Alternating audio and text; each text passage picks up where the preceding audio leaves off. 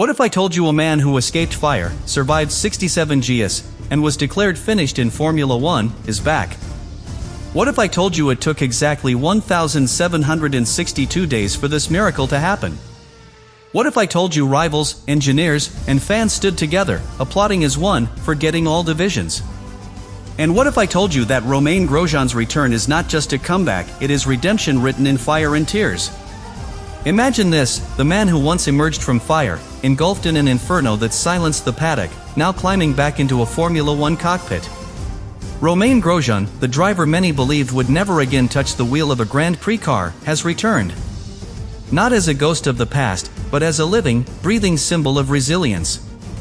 For fans who watched the Bahrain 2020 crash in horror, the idea of Grosjean back on track seemed like fantasy. Yet here we are, 1,762 days later, seeing the impossible rewritten into reality. What if I told you that the same hands once charred by fire now gripped a Haas steering wheel once more? And then, the number that chills, 1,762. Not a statistic, but a countdown. Every day since November 29, 2020, when Grosjean's car split in two at 221 km/h, flames swallowing him for 28 unbearable seconds. Every day marked by scars healing, by doubts, by whispers of retirement. Until September 26, 2025, at Mugello. That was the day the circle closed. A day carved with mathematical precision into the history of motorsport. Not coincidence, destiny. Because Grosjean's return was not only about him. It was about the entire sport finding redemption for a chapter too cruel to remain unfinished. Now picture Mugello under rain. A circuit soaked, gray skies heavy, conditions that intimidate even seasoned veterans. Out of the garage rolled a Haas VF23, a car Grosjean had never known in his active career. The sound of its hybrid engine sliced the Tuscan air, carrying not just horsepower but ghosts. For Grosjean, this was not simply a test. It was a resurrection. At 39 years old, with scars visible and invisible, he returned to the stage that nearly killed him. Fans held their breath, commentators' voices trembled, and suddenly it was clear, this was not nostalgia.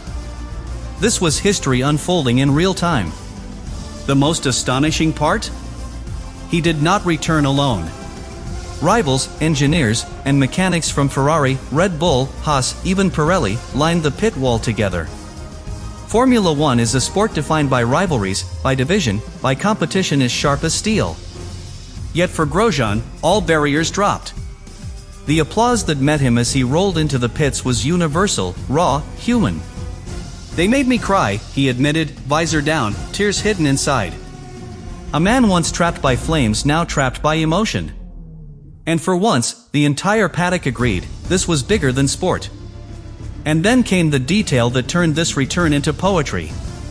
Grosjean wore the helmet designed by his children for what should have been his final race in Abu Dhabi 2020. 5 years it had waited. 5 years it had sat unused, a relic of a farewell stolen by fire. Now, in Mugello, it was finally worn. Covered in childish drawings, handprints, and love, it became more than protective gear. It became a time capsule, a bridge between what was lost and what was regained. Each lap turned into a tribute to family, survival, and second chances. It was not just Grosjean driving, it was his children, his wife, and his journey painted across that visor. So here's the scandal, the miracle, the bombshell rolled into one: Romain Grosjean is back. Not as the man broken in Bahrain, but as the man reborn in Mugello. This was no publicity stunt, no hollow spectacle. It was redemption lived on track. And it forces us to ask, if Grosjean can conquer the fire, the scars, the trauma, what excuse does Formula 1 have for denying closure to its heroes? This was not just about Grosjean's return. It was about Formula 1 itself, remembering that beyond the machines, beyond the politics, beyond the trophies, there are human stories too powerful to ignore. From November 29, 2020, the clock began to tick. Every day that passed was measured against the night Bahrain burned. 1,762 days later, the countdown reached its end at Mugello. That number is not a statistic. It is a diary of pain, resilience, and obsession. It represents nearly 5 years in which Grosjean lived with scars etched into his hands, his legs, and his mind. 67 gs of force split his Haas in half, and for 28 unending seconds he was trapped in fire. That memory haunted not only him, but millions who watched, helpless, as he staggered out of the flames. Each of those 1,762 days carried the weight of survival and the question of whether he would ever return. Survival alone would have been enough for most. Grosjean escaped with his life, rebuilt his body, and could have walked away from the sport with dignity. But dignity was not enough. For him, Formula One was unfinished business. Every day carried the shadow of a farewell he never had. His crash in Bahrain robbed him of Abu Dhabi, the proper goodbye every driver craves. Instead of closure, he was left with trauma, replaying those seconds over and over.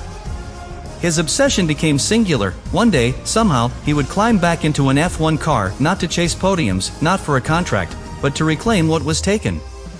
It was not about proving anything to the world. It was about proving something to himself. The journey in those 1,762 days was far from idle. Grosjean reinvented himself across continents. In IndyCar, he carved out a new reputation, scoring 6 podiums and 3 pole positions, proving speed and courage were still his. Later, in IMSA endurance racing with Lamborghini, he discovered another rhythm, another challenge. But no matter the success, Formula One remained the missing piece.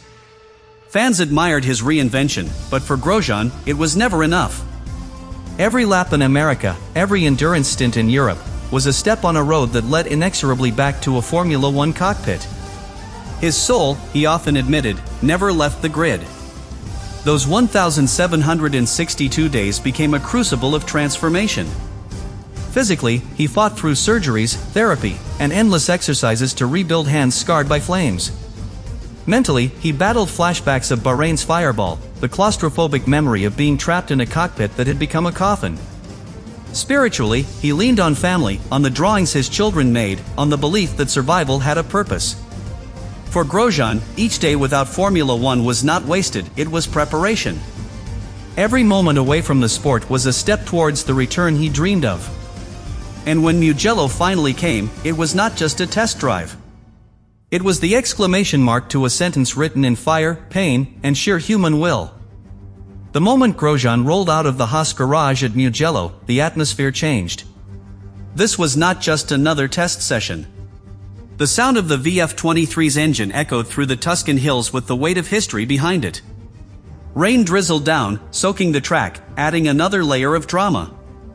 For Grosjean, those opening laps were more than a return, they were a confrontation with destiny. Every corner he traced, every gear he shifted, was a rejection of the fire that almost ended his story.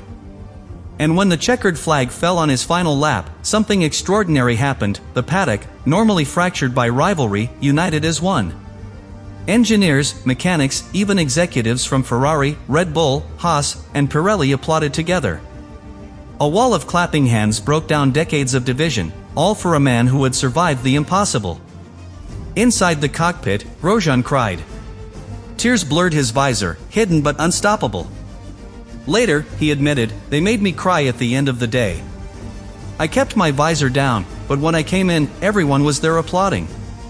These were not rehearsed gestures. They were raw, instinctive, deeply human. In that moment, Formula One remembered its heart. For a man once reduced to headlines about flames, the applause restored him to what he had always been, a driver, a competitor, a survivor. Grosjean himself compared it to the farewell he expected in Abu Dhabi 2020, stolen by Bahrain's fireball. I thought I'd have that in Abu Dhabi, but today was even better, he confessed. The return was delayed by 5 years, but it landed with even greater force.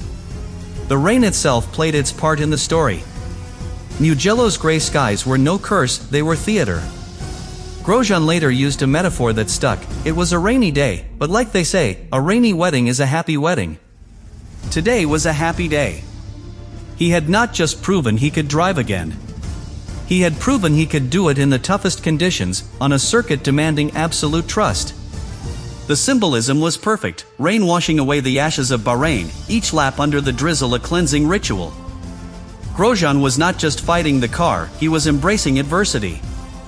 Fans watching knew instantly, this was more than a driver completing laps. This was catharsis, written on wet tarmac. And then came the helmet. The same one designed by his children, Sasha, Simon, and Camille, for the farewell race in Abu Dhabi 2020, a race he never ran. For 5 years it sat unused, a silent reminder of what might have been. On this day, it finally found its place.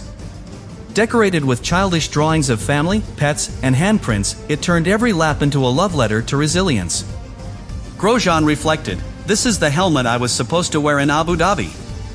It never happened. But here we are, 5 years later, and I'm wearing it now."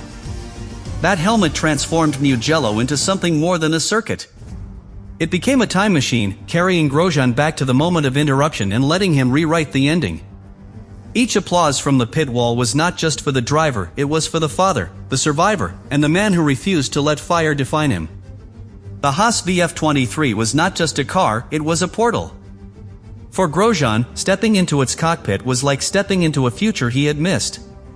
When he left Formula One in 2020, the cars were defined by high-rake aerodynamics, complex bargeboards, and hybrid systems that still left room for driver improvisation. By 2022, the sport had undergone its biggest regulation reset in decades. Ground effect returned, with vast tunnels under the floor sucking cars to the track. Grosjean had never felt that sensation. Until Mugello. For the first time, he pressed the throttle in a machine built for this new era. The difference was staggering. He described it simply, "These cars are different, more stable in some ways, more violent in others." It was a bridge across 5 years of evolution, compressing what he missed into a single afternoon of rediscovery. The technical leap was not easy. At first, Grosjean admitted he felt rusty. The steering inputs were sharper, the braking zones shorter, and the car's behavior on wet asphalt utterly alien compared to what he remembered. Yet as the laps piled up, something remarkable happened. His instincts, forged across 10 seasons in Formula One, returned. Muscle memory took over, and soon Grosjean was not just driving, he was attacking. Io Komatsu, Haas's current team principal but also Grosjean's former race engineer at Lotus, stood on the pit wall guiding him. Their reunion added another layer of symbolism, the mentor of his past returning to shepherd him through a future he thought he'd never taste. It wasn't just a test. It was a reunion across eras. And the symbolism stretched further. Grosjean had last raced for Haas in Abu Dhabi 2020, or rather, he should have. His accident in Bahrain robbed him of a farewell. To return in a Haas, 5 years later, closed a loop left painfully open. The VF23 became more than a machine, it became redemption forged in carbon fiber. Every button on the steering wheel, every data readout on the screen, was alien yet familiar. Grosjean laughed afterward, "I finally know what it's like to drive these cars. I was always curious, now I felt it." In that moment, Mugello was not just about laps. It was about a man catching up with time, reconciling what was lost, and proving that even 5 years of absence cannot erase the soul of a Formula One driver.